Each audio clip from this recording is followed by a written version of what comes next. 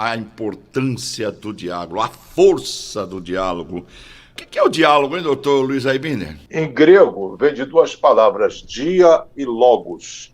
Dia, através, e logos, palavras. É a comunicação através das palavras. Mas muita gente não sabe dialogar, embora saiba falar. Esse é o problema. Agora atrapalha entendi. Principalmente os casais. O pensamento do dia de hoje, Odilon, é uma oração celta que traz proteção para a pessoa que nós amamos. Diz essa oração: que a estrada se abra à sua frente, que o vento sobre levemente às suas costas, que o sol brilhe morno e suave na sua face, que a chuva caia de mansinho em seus campos, e, até que nos encontremos novamente, que Deus lhe guarde na palma de suas mãos.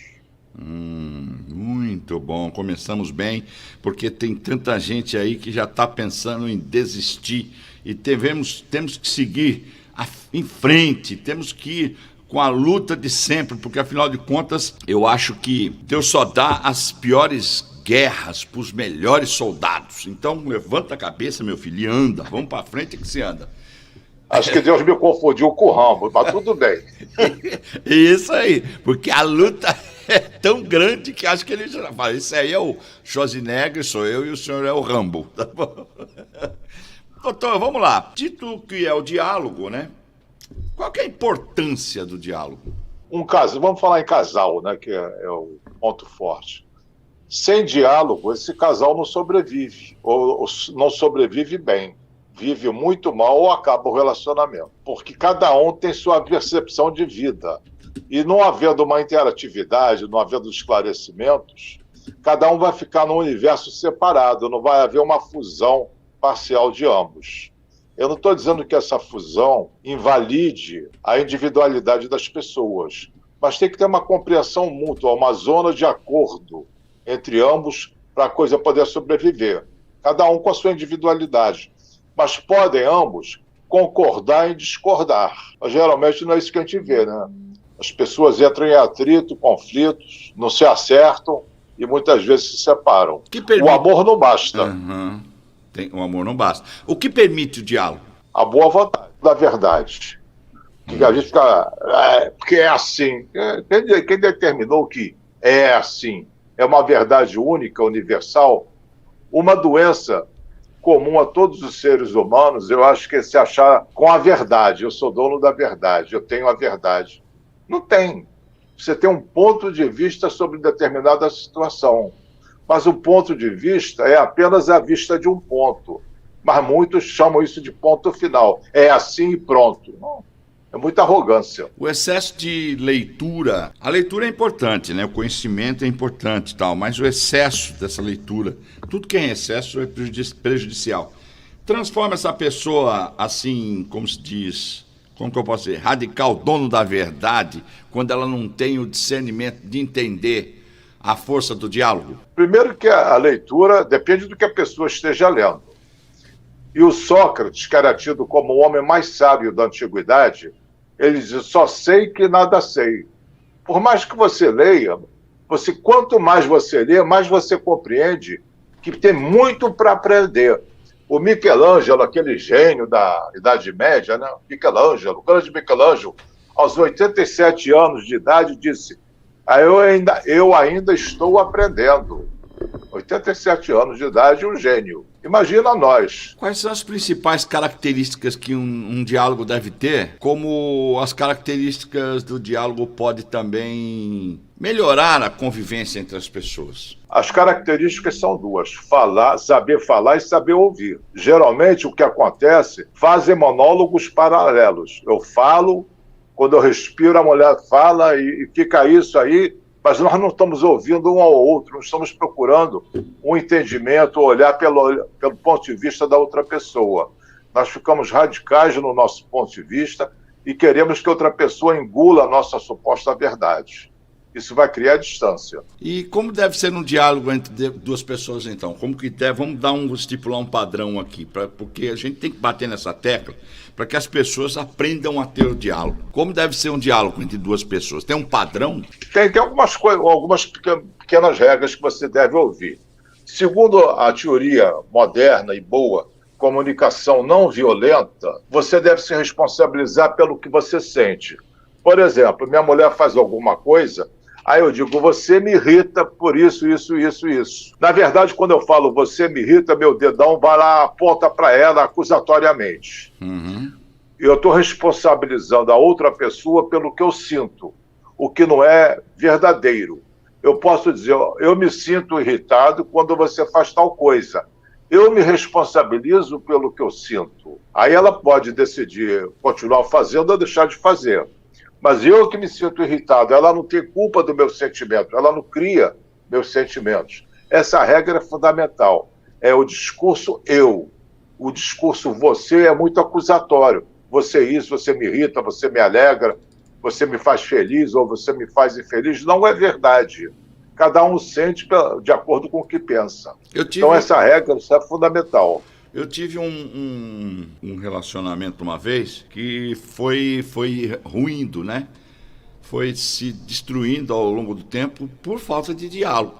E quando havia o diálogo, existia sempre esse tal e você que atrapalhava muito o prosseguimento do diálogo. Você falava assim com a pessoa, você também, né? Você não, o você era mais usado nesse diálogo que outra coisa.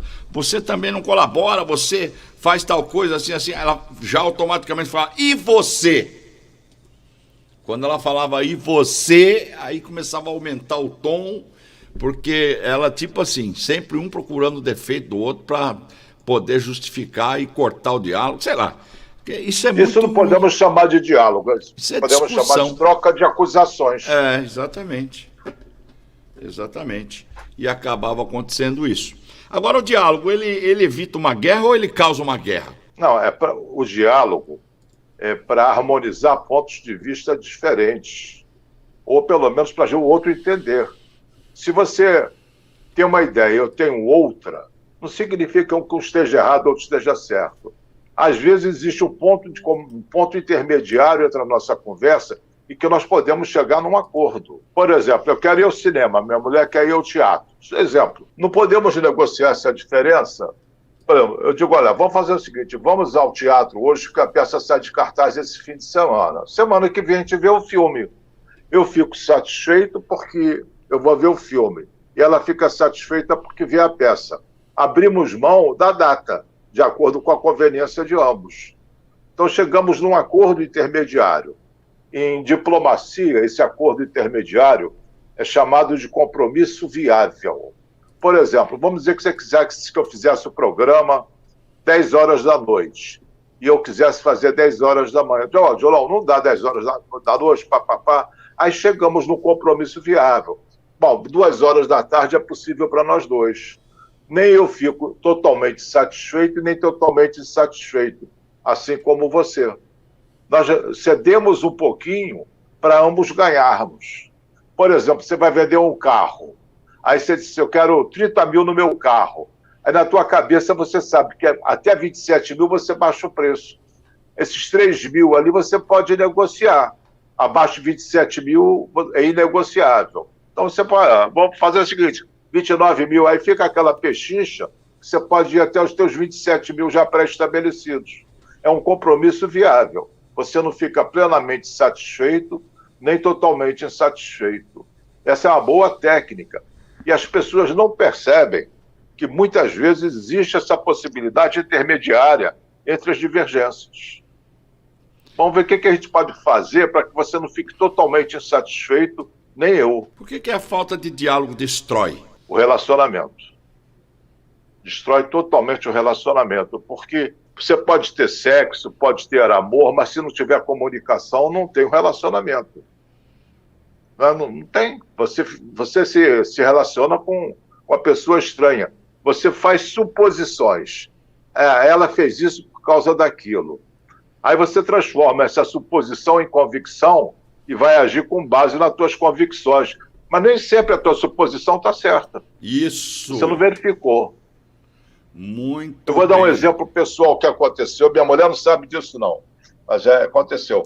Uma vez ela perguntou, que hora você vai chegar do consultório? Eu achei, essa mulher está querendo me controlar, sabe? Que horas que eu tenho que dar satisfação? Mas eu o troglodita que estava dentro de mim se acalmou e eu perguntei para ela, escuta, por que você quer saber? Não, porque eu vou fazer não sei que comida, peixe, não sei das quantas, que fica mais gostoso, fresquinho, para não requentar. Pronto. Tá bom. A sua Mas olha só, eu ia arrumar sua suposição já está completamente errada. Está querendo me controlar. Não, ela estava querendo te agradar. Mas frequentemente minhas suposições estão erradas. Aí eu não suponho, eu pergunto. Eu não transformo mais suposição em convicção. Eu separo suposição, eu vou verificar se é ou não é. Porque transformar em convicção sem base é bobagem. Aí tem uma mulher, né, tá participando aqui conosco, Elaine, está dizendo o seguinte, muito bom. Quando a pessoa não gosta de conversar, como conseguir ter diálogo no relacionamento, doutor? Aí você tem que perguntar não ao psicólogo, ao mágico, porque se a pessoa não gosta de conversar, o que você vai fazer? Conversar com quem? Vai ser monólogo. Convém conviver com uma pessoa que não gosta de conversar? Você não fica numa espécie de isolamento? Esse tipo de silêncio são pedras. Com pedras se faz muros, e os muros se separam as pessoas. É fundamental conversar, dialogar. É fundamental, Elaine. Frequentemente, as suposições sem diálogo destroem os relacionamentos. Ela vem falando isso de novo. Claro, claro. Uma pessoa inteligente vai fazer suposições. Não adianta dizer que não vai fazer suposição. Mas ela tem que verificar se aquela suposição tem base para se transformar numa convicção. Por exemplo, a polícia prende alguém como suspeito de ter cometido algum crime. O juiz pode condenar se não tiver provas? O juiz só vai condenar se tiver a convicção das provas. Não tendo prova, como é que ele vai condenar? Só na base da suposição policial não vale. E como é que você pode chegar a conclusões baseadas em suposições? Frequentemente estavam erradas. Tive uma cliente que me disse assim, não, meu marido estava na sala ou no quarto, assoviando só para me irritar. Digo, como é que você sabe que era para te irritar? Ah, eu sei. Digo, mas como? Ela não sabia explicar. Estava zangada com o marido porque ele estava assoviando, supostamente para irritá-la. Olha uma briga desnecessária. Eu já vi casos assim, que a pessoa, até mesmo ia falar isso agora, até estava... E eu quero que, às vezes, uma palavra, no relacionamento, no diálogo, não pode ser um diálogo vazio, né? E tem que ter, as pessoas, existe como psicologicamente exercitar isso, talvez seja até isso que a Elaine quis dizer com essas perguntas quando uma pessoa não conversa, não tem... Existe uma forma de fazer um exercício para se treinar dentro do relacionamento, por exemplo, para começar a existir o diálogo, doutor? Bom, o diálogo envolve duas pessoas. Sim. Se a outra não quer falar, não tem jeito. Não, mas existe alguma chave que possa provocar um gatilho para que a pessoa comece aos poucos a conversar com você? Algum exercício assim, sei lá? Não, aí tem que ser um mágico, não tem que ser um psicólogo para falar sobre isso. Não Como funciona. É que você pode comandar o pensamento da outra pessoa? Não tem. Entendeu? A pessoa não quer falar, ela está criando um obstáculo para um bom relacionamento. Não, mas palavras-chave para fazer com que a pessoa reflita, poxa, devia ter falado com ela, na próxima eu vou falar. Eu, às vezes, falo para os meus clientes, eu não sei se cabe no relacionamento, às vezes eu falo assim, você vai perder a tua mulher para você mesmo. Aí o cara não entende, como que eu vou perder para mim mesmo? Eu digo, você fica no mutismo punitivo. Depois eu explico o que é isso. Você acha que ela vai aguentar muito tempo? Muitos, para castigar a mulher, ficam em silêncio. Uhum. Sabe, fazer o silêncio punitivo. Tem o silêncio inteligente, tem o silêncio punitivo. Ele fica no silêncio punitivo, faz greve de palavras. Isso. A mulher vai afastando o casal durante um certo período de tempo e vai cansando a outra pessoa, que no final de um certo tempo vai se separar. Aí ele fica todo cheio de arrependimentos, remorso, culpa, e quer voltar atrás, já não deu. Digo, esse páreo já correu. Você já queimou teu filme. Você perdeu para si mesmo. Então, o senhor já disse no relacionamento, mas existe também, vamos aumentar, sair do relacionamento e ir para toda a família num contexto geral. Na família também o diálogo é um ingrediente essencial? Porque você vê quantos atritos familiares existem. Muitos, né? Aquelas famílias parecem que estão numa permanente guerra civil. Geralmente por quê? Por falta de diálogo, por suposições equivocadas, por atribuir aos outros intenções que as pessoas não necessariamente tenham e etc. Eu vou contar um caso muito interessante que eu peguei e até botei no livro, um capítulo de um livro do Dr. Oscar Bacelar. Ele pediu para escrever uma coisa, eu escrevi. Eu atendi um casal, a mulher me disse que eles tiveram uma briga feíssima dos vizinhos baterem na parede dizendo que ia chamar a polícia. A briga estava quase na base do homicídio. Eu digo, por que foi essa briga? Não, porque o meu marido estava deitado na cama com o olhar perdido pensando na amante dele. Aí eu comecei a falar e a briga estourou. Deu uma briga danada. Depois eu atendi outro dia o marido. Eu digo, o que aconteceu? Aí ele me contou que ele estava na cama e a mulher começou a brigar com ele. Eu digo, você estava pensando em quê? E você estava olhando para a mosca no teto, pensando como é que a mosca conseguia ficar presa de cabeça para baixo no teto. É mole. Uma briga de quase chamar a polícia.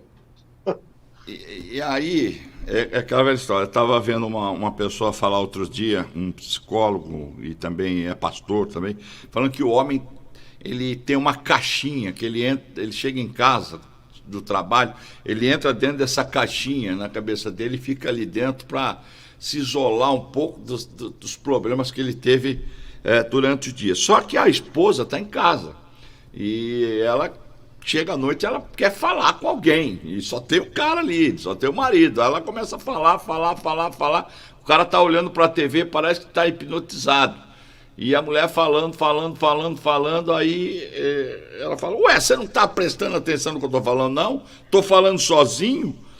Aí ele olha para a cara da mulher e fala, não, eu estou prestando atenção. O que eu falei? Aí o cara não sabe o que dizer. Aí pronto, explodiu a Terceira Guerra Mundial. Existe alguma tática, alguma técnica do marido, ao chegar em casa, se preparar para ter um diálogo com a mulher? Tem que compreender, mais do que julgar ou condenar. Primeiro, a mulher tem 7 centros de fala no cérebro, e o homem só tem 2. 7? Quando uma mulher... 7 centros para fala. 7 Quando centros. sofre um acidente cerebral, ou mesmo um acidente físico, a mulher recupera a fala muito mais rapidamente do que o homem. Né? Se você for perguntar uma fonoaudióloga, vai dizer que os meninos são muito mais clientes delas do que as meninas. As meninas aprendem outro idioma com mais facilidade, etc., por causa dessa característica. Então, o homem quer chegar, já historicamente, já na pré-história, depois da caçada, depois daquela vida dura que eles levavam, ele sentava na caverna e ficava olhando para o fogo, para relaxar da fogueira, e ficava olhando para relaxar, para desestressar. E a mulher não tinha essa vivência, então ela precisa falar. Uma mulher fala, em média, 3 vezes mais palavras do que um homem. Em média, a mulher fala 21, o homem fala 7 mil palavras por dia, a mulher fala 21 mil. Então, se o homem fica silencioso, a mulher fica frustrada, porque ela quer botar para fora aquelas 21 mil palavras dela, em média. E aí, um amigo me disse o seguinte, aí, cara, quando eu vi que o negócio ia pegar mesmo, eu ia perder a mulher, porque não aguentava mais, sempre ela me cobrando isso. Aí um belo dia, aconteceu isso de novo, ela falou, você não está nem prestando atenção no que eu estou falando. Aí disse que ele virou para ela e falou assim, eu tenho a impressão que você tem mais a dizer sobre isso. Podemos ir um pouco mais a fundo nesse assunto? Porque ele não tinha prestado atenção para ela repetir, para ele entender. Entendeu? Essa estratégia é boa em vários sentidos, Odilon. Se chama perguntas abertas. Se eu perguntar para você, que dia é hoje? Você vai dizer, hoje é sexta-feira, dia 24 ou 25 de setembro. Você vai dizer isso, 24 de setembro hoje. Se eu perguntar o que você está achando do dia de hoje, você vai fazer um discurso maior. O que você pensa a respeito de tal coisa? Qual a tua opinião sobre isso? Então você está fazendo uma pergunta aberta. O que é a pergunta fechada? É aquela que com 1 ou 2 palavras você responde. Quando você faz uma pergunta aberta, a pessoa tem que fazer uma explanação maior, um mini discurso. E em cima desse mini discurso, você presta atenção e faz outra pergunta em cima daquilo que a pessoa falou. Com isso, você vai abrindo os leques. E você pode botar a pessoa falando a noite toda, só fazendo perguntas. Você não diz nada. É uma estratégia para fazer conversar. Por exemplo, você vai num lugar com estranhos. O senhor acabou de dar a estratégia para a Elaine aí, que estava com problema. Conheci uma pessoa que estava com problema que a outra não falava nada. Entendeu? Então, o senhor já abriu, faz umas perguntas abertas aí para ver o que vem, né? O que você acha disso? Por que você acha? O que você achou da pandemia? O que você está, sabe? Aí a pessoa não pode responder boa ou má, ela vai falar alguma coisa sobre esse assunto que ela está falando, você presta atenção. E como você prestou atenção e fez uma pergunta, a pessoa se sente lisonjeada. Ela está me ouvindo, está interessada no que eu penso. Agora, e vai. E quando a mulher está falando, isso nós estamos focando aqui hoje, especificamente no relacionamento. Quando a mulher ou quando a pessoa, vamos abrir logo para não ficar parecendo que é um papo machista, nem nada sabe, contra a mulher, nem nada disso. Estamos falando do diálogo no modo geral, né? E quando a pessoa está falando num diálogo, tanto a mulher como um homem, como um seu chefe, como interromper. Como podemos fazer isso de uma forma respeitosa para os dois lados? Para interromper a fala? Com licença, estou me chamando ali, eu vou no banheiro, qualquer coisa. Muda. O que você vai fazer? Não vai falar cala a boca, né? É grosseiro. E mulher, deixa eu fazer uma observação, mulher não fala muito, não. Mulher pensa alto. Tá vendo? O senhor não é fácil, não. Não, eu estou te explicando só, eu não estou fazendo nada. Ah, tá bom. Aqui. Às vezes a minha mulher está falando e eu respondia, mas ela não estava me perguntando nada, ela só estava pensando alto. Depois que eu descobri isso, ficou mais fácil. Aí a Elaine voltou aqui falando, ela está interagindo aqui, está gostando muito do programa, está curtindo muito e dizendo... Obrigado, Elaine. KKKK, está dando um monte de risada aqui, dizendo... Muitíssimo punitivo, faz sentido, cansa muito, destrói qualquer amor. Aí ela disse, melhor a mulher desistir, deixar ele na bolha, não vai se estressar. Essa tática é perfeita, até para fazer contatos profissionais, network, mesmo que não entenda nada, faça perguntas para mostrar interesse no assunto e continuar o assunto. Eu vou dar um exemplo real. O meu filho Rony, que você conhece, que te chama de tio, né? Sim. Ele passou no concurso para a Receita Federal e foi lá para o interior de Santa Catarina, onde ele não conhecia ninguém, uma microcidade. Não tinha restaurante, hotel, não tinha nada. A cidade é muito pequenininha. Se chama Dionísio Cerqueira, fronteira com a Argentina. Ele era fiscal, foi ser fiscal da fronteira, aduana. E ele não conhecia ninguém. Aí eu falei para ele sobre a técnica das perguntas abertas e perguntas fechadas. Que se ele, para ele quebrar o gelo lá com algumas pessoas, que ele fizesse perguntas abertas. Aí eu digo, entendeu, Rony? Entendi. Aí antes dele fazer a viagem, nós fomos convidados para um casamento. Aí sentamos naquelas mesas redondas com 8 ou 10 pessoas. Sim. Aí eu falei para ele assim, vou botar a técnica das perguntas abertas e funcionamento para você ver como é. Aí sentaram outras pessoas estranhas a nós, estava eu, minha mulher e o meu filho Rony. Aí eu perguntei para a mulher assim, você é convidada do noivo ou da noiva? Não, eu sou convidado do noivo ou da noiva, não me lembro o que ela falou, trabalho com eles. E você trabalha onde? Eu trabalho na UERJ, eu sou professora universitária. Ensino o quê? Ela disse que o que ensinava a matéria, acho que era linguística, sei lá o que ela ensinava. Aí eu perguntei, o que é a linguística? Pronto. Aí em cima disso, eu fui fazendo perguntas sobre a linguística. O que te levou a estudar isso? Lá pelas tantas, eu estava quase pegando a garrafa e batendo na cabeça da mulher para ela parar de falar. Que eu quebrei o gelo totalmente.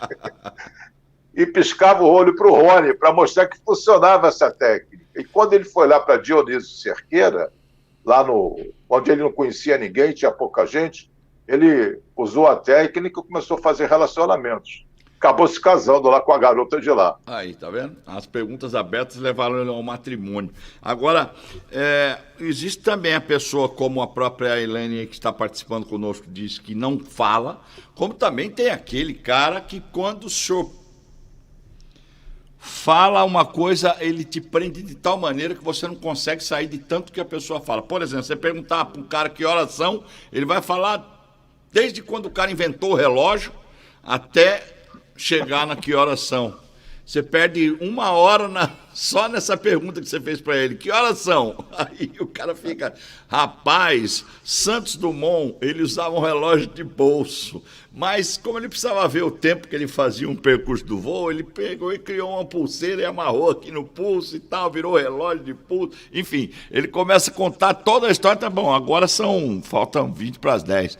Entendeu? Então, como agir? Porque tem pessoas que são pegajosas no diálogo. Você pede licença, com licença, eu vou sair, eu vou ter que fazer não sei o quê, e sai. É diarreia verbal que eu chamo. Essa pessoa tem diarreia verbal. O nome certo seria logorreia. Reia é corrimento, né? Logo palavra, logorreia.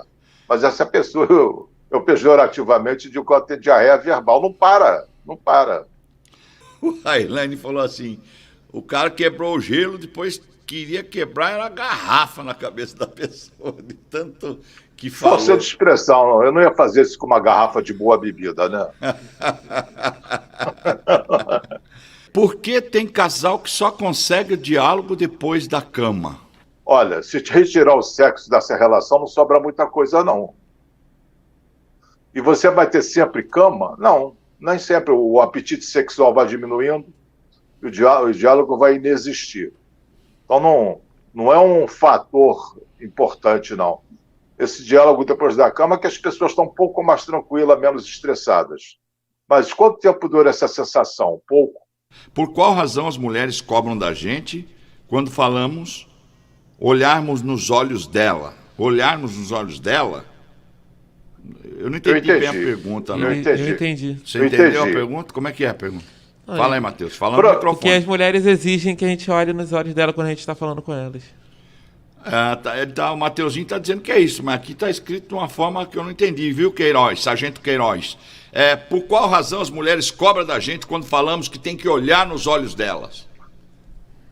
Eu entendi assim como o Matheus. Provavelmente ela tem a crença de que quem não está olhando nos olhos está mentindo. Se você desvia o olhar, estaria mentindo. Então, sargento, tua barra está meio suja. Melhor limpar aí que ela não está botando a mão no fogo por você, sargento. O excesso de diálogo pode atrapalhar alguma das partes? Não, diálogo não. De falatório, sim. Diálogo é uma coisa. Falar é outra coisa. Diálogo você está trocando ideia. Se eu trocar uma caneta contigo, cada um de nós vai ficar com uma caneta. Agora, se eu trocar ideias contigo, cada um de nós sai com mais de uma ideia. Ele é fuzileiro naval, educador e pedagogo e mora no Rio de Janeiro agora, não está mais em Magé, está dizendo aqui. Tá certo. É o Sargento Queiroz. Sargento Queiroz. Educador e pedagogo e mora no Rio de Janeiro. Até na Bíblia se fala sobre o diálogo. Não vale a pena conversar com o tolo, pois ele despreza a sabedoria do que você fala. Pois ele despreza a sabedoria do que você fala. E tem uma outra também, doutor. Tem a outra que diz assim na passagem na Bíblia: a mulher sábia edifica, a tola destrói. Tá boa. Uma fórmula a se observar: 5 vezes mais momentos positivos que negativos. Tem mulheres que usam como tática pedir algo depois do sexo. Por que não pedir o que você precisa, independentemente do sexo? Você está vinculando a fazer sexo a um valor? Isso seria prostituição. Qual foi a primeira pergunta dela? Não, foi um comentário, uma fórmula de se observar 5 vezes mais momentos positivos que negativos no diálogo. Essa fórmula foi escrita por um pesquisador americano que escreveu Os homens são de Marte, as mulheres, os homens são da Terra, as mulheres são de Marte, alguma coisa assim. Um livro muito interessante, o John Gottman, que fez essa pesquisa. Diz que quando um relacionamento tem 5 momentos bons contra um mal, sobrevive. Agora, se começar a alterar essa proporção, mais momentos maus do que bons, o casamento está afundando. E faz sentido isso. Muito bom. Olha, eu acho que crescente muito bom em relação aos temas aqui. Eu estou conversando com o Dr. Luiz Aibini no programa dele. Eu sou aqui a pessoa que fica vendo os comentários para ele, fazendo algum contraponto, mas o programa é dele, A Luz da Psicologia. Você pode entrar aí nas redes sociais, lá no Facebook tem, Mateuzinho, tem ali A Luz da Psicologia, que é uma página do Dr. Luiz Aibinder. Vai lá, ó, vamos colocar essa página aí para você ver, né? E você, meu amigo empresário, você, meu amigo que queira estar com sua marca associada a um profissional de credibilidade, é aqui que você tem que botar, tá? Faça contato conosco através do telefone, nosso WhatsApp que está aí na tela, é o 995327705. Pode mandar aí que a gente manda um contato para falar com vocês a respeito de como você estar aqui. A Elaine, ela ficou apaixonada pelo programa, ela tem um programa aqui também. Ela é celebrante de casamento. E ela tem, legal, Elaine. E ela tem legal. Um programa chamado Casamento Legal é Casamento Radical. Esse programa dela, ela fala sobre celebrar casamentos nos lugares mais inesperados possível. Ela casa no alto de uma montanha, casa dentro do mar, num barco, casa na praia, casa a pessoa onde ela quiser. E ela realiza esses casamentos radicais, né? Num rapel, faz um pedido de casamento pendurado numa árvore, qualquer coisa dessas coisas. É tudo com ela. Essa semana, ontem, ela mostrou no programa um rapaz que casou com um hambúrguer. Ele ficou apaixonado pelo hambúrguer, fez uma festa de casamento e com um padrinho, com um vizinho, casou, botou um véu no hambúrguer, casou com o hambúrguer, e aí já sabe o que aconteceu, né? Essas coisas malucas que acontecem por aí, mas ela é muito legal, ela está dizendo que esse programa, ela está assistindo pela primeira vez, diz que é sensacional, parabéns, Luiz Aibinder.